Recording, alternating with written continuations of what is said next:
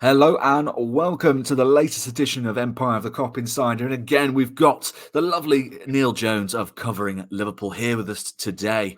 Neil, I don't know what to say. I'm running out of superlatives for this sort of Liverpool side. You know, it feels like we're just getting over the winner in extra time in the Carabao Cup, and then Darwin Núñez pops up with, one of the biggest moments of the season. It's a controversial winner against Nottingham Forest, but in Klopp's final season at Liverpool, it really feels fitting that we've been treated to so many miracles in quick succession, doesn't it? Yeah, absolutely. Yeah, it's very much a greatest hits of Klopp's Liverpool, almost, isn't it? You know, a real sort of attacking quality, real thrills and spills, late drama, but also an example of just what he's brought to Liverpool, which is this ability to overcome the odds, to keep believing, to keep finding ways to win, to not use excuses, to not fall into sort of feeling sorry for themselves. And there's been a few examples of it this season, really. Going right back to sort of August up at Newcastle when they found a way to win that game, and this was the latest one and probably the greatest one of them as well, because you think about the importance of it, and especially with what we saw with the City game yesterday. I think a lot of people thought City would win, so I think a lot of people knew Liverpool had to win, and to go into the 99th minute not winning and then find a way to win, I think was it was another one to put in the Jurgen Klopp epic nights or epic afternoon scrapbook. No, absolutely. I think certainly there's a point in the game, aren't you, where you're thinking, oh, there's a good chance Liverpool draw points here, and you're sort of thinking about the narrative after the match. Potentially, this being one game too many for the side that has been absolutely beleaguered with injuries, and certainly I was thinking about this chat on Monday with you. But ultimately, I think even if this Liverpool side doesn't win the title, you can't possibly not be proud of it. You can't possibly not have had a whale of a time watching them. Yeah. This season has been such a pleasure of a season to watch. And if Liverpool fall short, it won't be because of Liverpool. It will be just simply because of the brilliance of their neighbours. Yeah, I think so. I thought that, to be honest. I think we had a chat a little bit about when Liverpool lost to Arsenal, and there was a bit of criticism about Mikel Arteta and his players sort of celebrating. And I don't buy it. I didn't buy into it. I don't buy into it. As long as it's not a provocative sort of celebration, if you like. But that's what Liverpool have created in the Premier League a little bit. This idea that you don't just enjoy the destination, you've got to enjoy the journey to it as well. And you think back to sort of Jurgen Klopp's time, some of the best possible occasions. There hasn't been a trophy at the end of it. Some of them that haven't even ended up winning a trophy. You think of Dortmund in 2016, obviously Villarreal in the semi-final. That you think of the sort of epic league wins of 2018-19 when they fell just short. The same in 21-22, some of the Champions League nights, some of the league games. You have to enjoy them, and you have to sort of appreciate what they've produced for you as supporters. So I don't have any doubts about the spirit and the character of this Liverpool team. I have a personal opinion that they might just fall short in the Premier League, but like you say, it definitely won't be because of their lack of sort of metal or steel. There'll be no Gary Neville quotes about bottle jobs or anything like that. It'll be a case of just running into someone who's better, slightly better. And that might not even be the case. There's obviously a big game coming next Sunday that will tell us an awful lot more. But definitely in terms of what Liverpool have done, I think this about Klopp generally. I think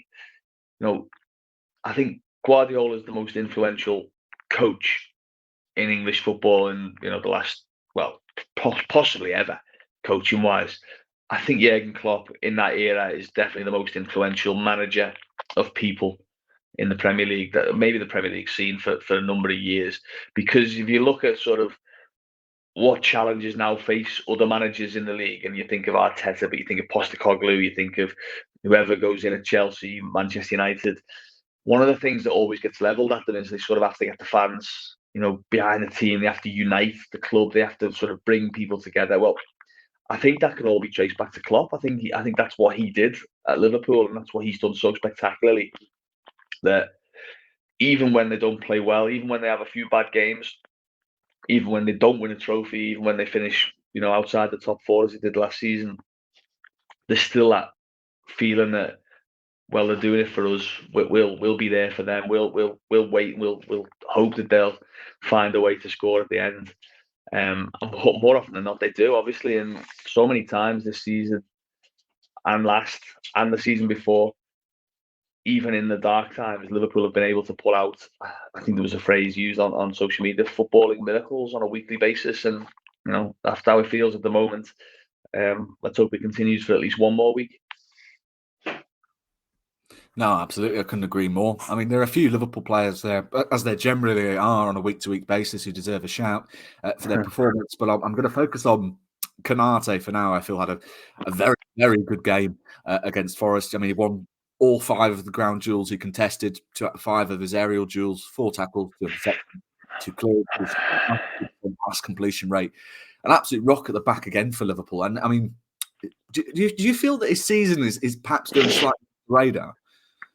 Yeah, I think he since December. I think I look back to that Arsenal game just before Christmas when he was definitely the star man that day, and I think since then I think his form's been outstanding. I think he had a difficult start to the season in terms of, I think he didn't really get rhythm. Obviously, had a few injury issues, and there was obviously a period where Joel Matip was starting games. Obviously, the arrival of Gerald Quansah gave Liverpool a bit more flexibility to rotate. So I think he took a little bit of time to get into the season. But like you say, really, I mean, I think the last 3 months, I think he's been outstanding. You look at the Carabao Cup final, he was brilliant. I thought second half against Southampton in midweek, he came on and sort of absolutely dominated the game.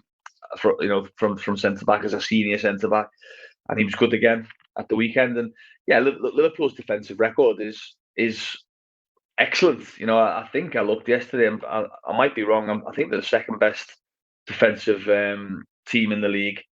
Yeah, only Arsenal have conceded fewer. So 25 goals conceded in 27 games. So that tells you that the team's strong, but also that the defenders have been doing well and the goalkeeper's been doing well. So Konate's been a big part of that, certainly in the last 3-4 months. And yeah, I don't.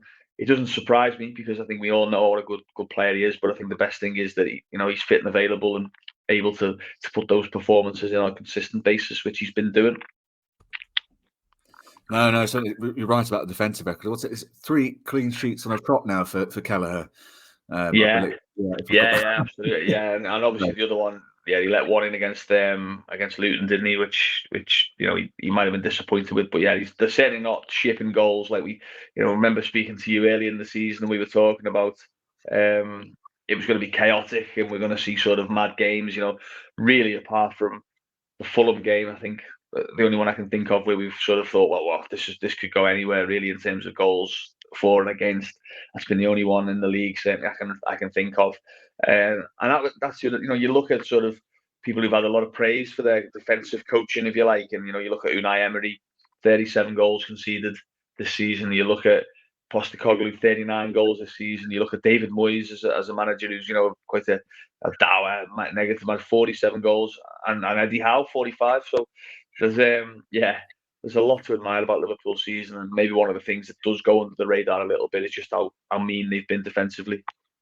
No, absolutely. I mean, one of the bright sparks, especially this season, of course, has been sort of the younger players who have come on. We've seen more recently with Jadon Danns, and I was thinking, you have to think we've got such a wonderful array of young talent present at the squad, and there's that Jurgen Klopp comment the other day where he sort of said, don't forget about these when we come to the summer transfer window. Yeah, which is quite significant. I think it's perhaps maybe not concern is the right word, but it is something I'm thinking about when we bring in a new man. They might want to put their own stamp on the side to varying degrees. That either potentially involves still involving the younger players as they currently are, closing down pathways to the worst extent of just undoing the great work that has been done over the years by, Alex Inglethorpe, Vita Matos. We do know that obviously certain managers, for instance, like Xabi Alonso, are particularly keen on developing young talent. But I suppose maybe that is a slight concern thing I'm thinking about in terms of who Liverpool do bring in, really maintaining that sort of path, to the first team.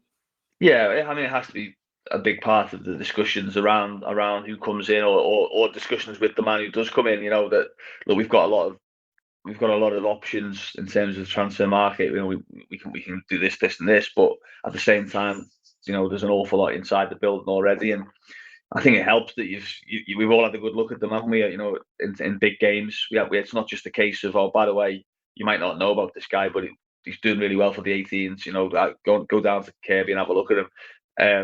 We've seen them, haven't we, against top opposition. We've seen them against Chelsea. We've seen them against Luton. We've seen them against Southampton. You know, we saw Jayden Danns and Bobby Clark at the weekend against Forest. Some of them have played semi-finals, finals.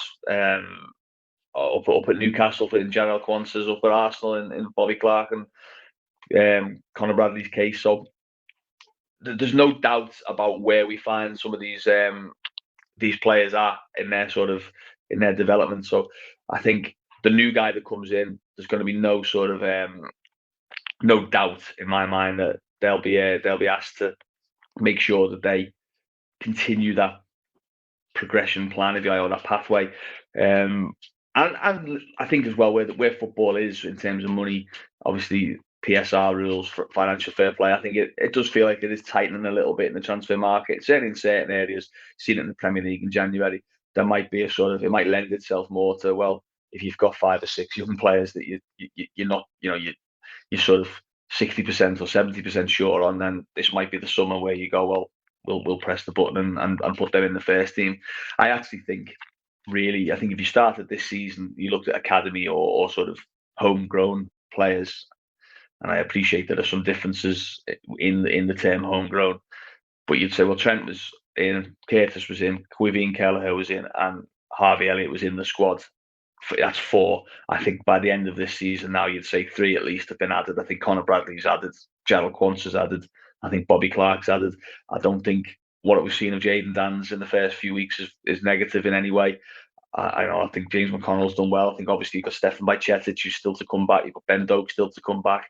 So you could be looking at a situation where you've got at least 9 or 10 players that you've home produced in and around your squad, and that really does give you wiggle room then, doesn't it, to go into the transfer market and be a bit more, I don't know, surgical or a bit more ruthless. You know, maybe say, well, actually, do you know what? The player we need to replace now, we can actually spend an extra 20 or 30 million pounds on the replacement, or we can go and really target a certain type of player because we've got other avenues boxed off. It's an entire team of players you've listed there, really, isn't it? Yeah, and there's more, you know, and that's me I'm being relatively kind of, what would be the word, conservative, you know, in terms of that, because you could easily argue that, you know, Bajcetic is already in the first team squad. Doak's already in the first team squad. There's others. I apologise, by the way. I'm moving around to let the dog out for his morning wander. But yeah, you know, Bajcetic and Doak were probably 2 of the ones who were higher up, weren't they? And they've obviously, through no fault of their own, really suffered injuries. You've still got players on loan. You've got Tyler Morton, Fabio Carvalho, Owen Beck, out on Sepp Vandenberg. You know, there's players there that you're saying, well. You know, at the very least, they're going to be assets in the transfer market, aren't they? And they're going to be players that you can either loan out again and build a value, or sell for a decent price. You could definitely field a pretty good under-23s team at Liverpool at this moment in time. And there's even ones, you know, I mean, Ryan Gravenberch's 21. You know, that's just easy, so easy to forget, isn't it? You know, that Harvey Elliott's not 21 until next month. It is a really exciting time. Of course, there's going to be some pain to come along with it because young players, and we see them, don't we? I think we saw a few against Southampton where you went to see that's where the consistency still, you have to wait for James McConnell's and Lewis Kumas's to fill out and really become able to really sort of handle the week to week of top level football. You might have seen it with Bobby Clark at the weekend, although I thought he did okay. But there's a lot of potential there. That's the main thing from Liverpool point of view, and there's probably more potential first teamers around than at any point. Well, I'm trying to think, really possibly ever in terms of, you know, all gathering at the same time.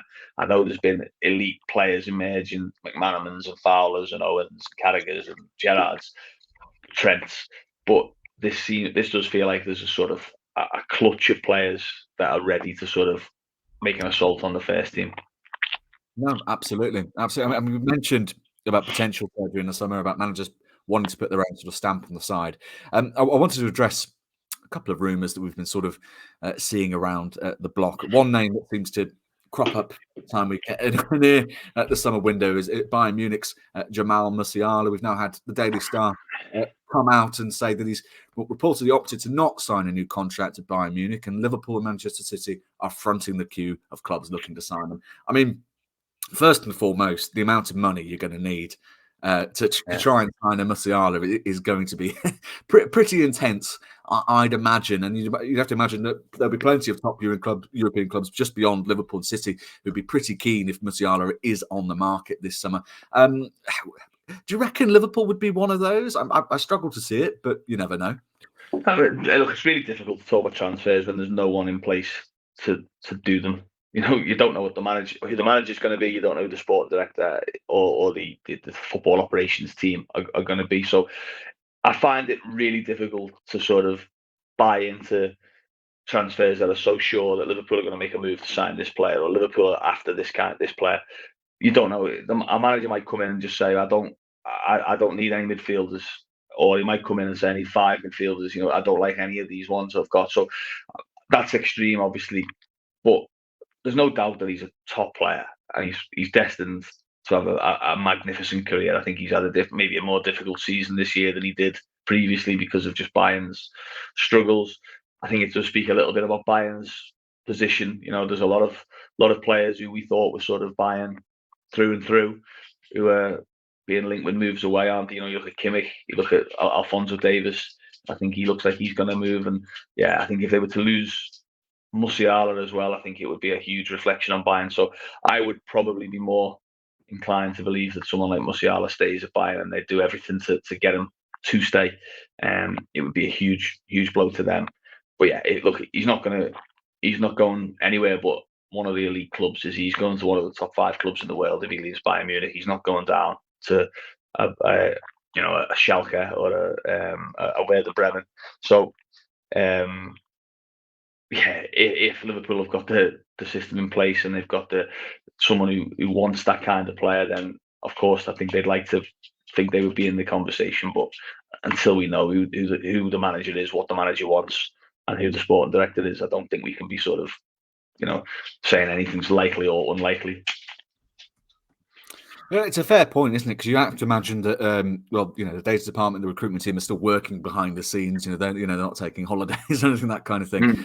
But, I suppose. Yeah, listen, and Jamal Musiala, it's not a case of right. Let's have a look at this Jamal. Who's this guy you like? Of course they'll all be aware of every player in Europe and what the situation is. They'll be across. I'm sure they'll be knowing, if he's not going to sign a new deal, or if he's wavering, or if he is going to, it's just a negotiating tactic or whatever.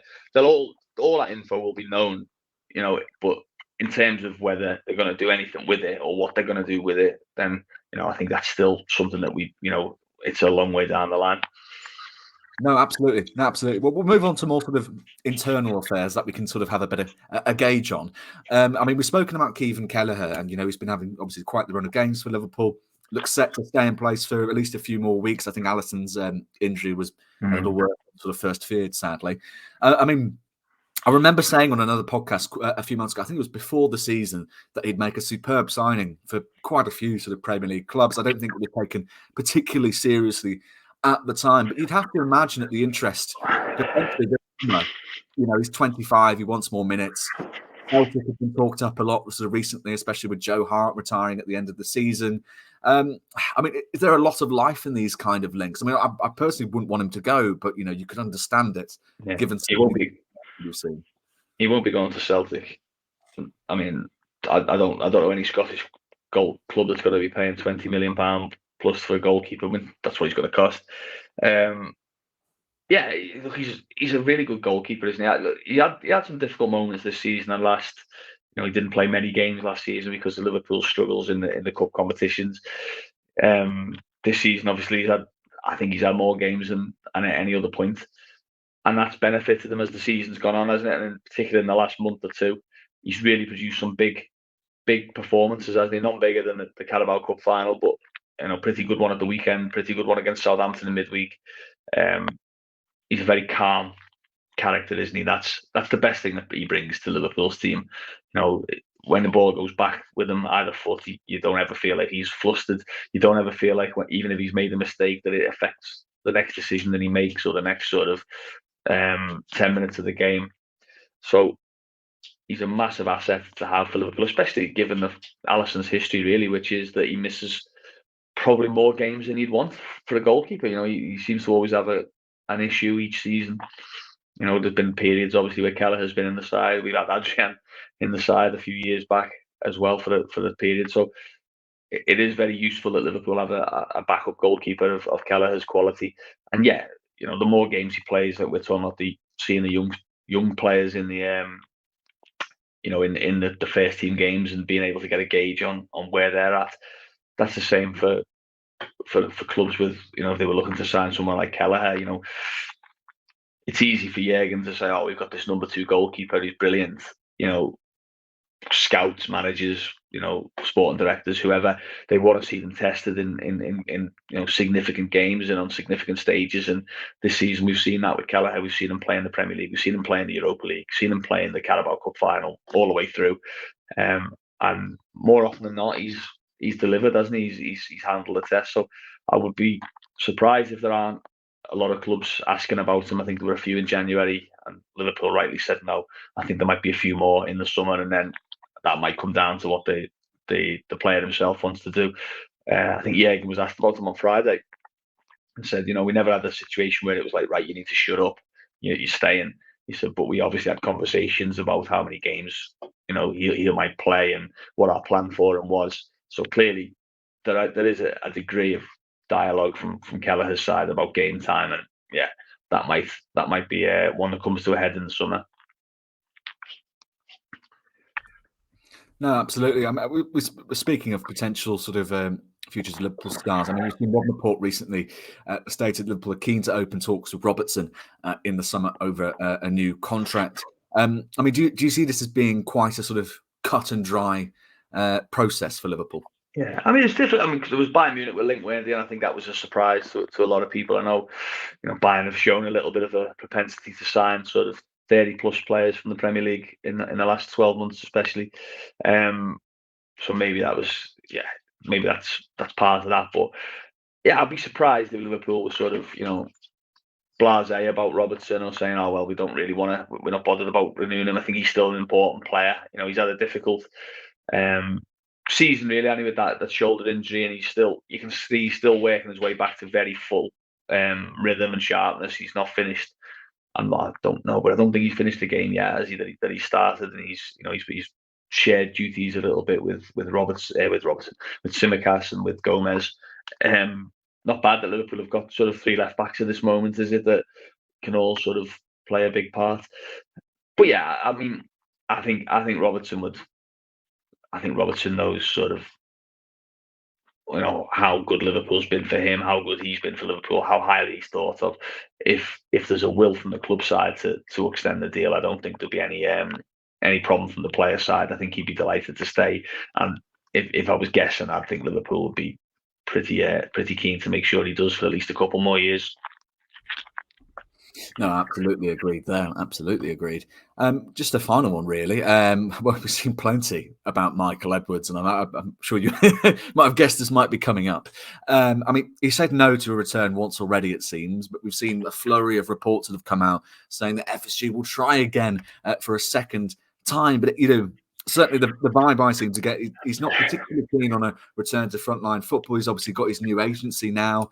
It seems like it would take an offer of so much control to the point that, beyond what the club should be willing to cede, really, to tempt him back at Liverpool. I mean, is there a sense that this sort of screams a bit of a smoke screen, and it was sort of tying up someone else in the background, or the club is sort of allowing this to sort of, or FSG to a wide extent, allowing this rumour to kind of develop while they do their business, so to speak? Well, this rumour hasn't come from FSG. The club. This rumour, the club did not want this rumour to be out. I'm pretty sure of that. This has come from the other side. So I don't think the smokescreen element applies here. I think this is more, Liverpool. It's more a reflection of where Liverpool find themselves in terms of this process, that they don't. They've left themselves, obviously, not entirely through their own fault, but some of it through their own doing. They've left themselves with an awful lot to do in the same summer, off the field with the manager and with obviously with the entire structure of the football's operation side. So I think that's left them in a position where they're trying to mitigate risk, and the best way to mitigate risk is to go with something that works, doesn't it, and know what you're getting from it. And Michael Edwards is that in terms of sport and directors. They know that if they have him in place, the processes will be right. The understanding will be there of what the club wants and expects. And of course, they'll have someone who will both help a manager, but also, stand up to or argue with, and sort of come to the right collective decisions with a manager. So I think that comes down to it more. I wouldn't say it's a sort of this is a red herring that's been put out there to take people off the scent of Liverpool going after someone else. I think the interesting part is what Michael Edwards wants to do, and how much control he actually wants. I don't really know how much more Liverpool could give him beyond naming a stand after him. It doesn't feel like he was far away from being in control of the entire football operation previously. Obviously, there was some stories that he lost a little bit of that control as he got to the end, maybe over some contract renewals, maybe over a couple of signings that were targeted. But then you also would look and say, well, Liverpool haven't struggled in terms of that. They're back at the top, so the players that they have been targeting, they've delivered for the team. So I wonder what would convince him to come, and if anything could. I know he's had offers in the past. I remember, funny enough, I had a little brief chat with him when we were in the fan park in Paris, and I sort of said to him, "Oh, what's next?" And he said, "What's next is a very long break." That was his sort of blasé comment, if you like. He's had a very long break now, hasn't he? Really, it's coming up to 2 years since that day. So I wonder whether he is itching to get back in somewhere, in sport, in a high level position, or whether he's actually happy with all the management consultancy that of Ludonautics, the company that Ian Graham founded. Whether he's happy with sort of living a bit more of a stress-free life, but I suspect he will come back into football somewhere. And I think Liverpool will do what they can to make sure that it's here rather than at one of the rivals. Do you feel it's the right direction? You've spoken obviously about mitigating risk, and there's certainly value in that.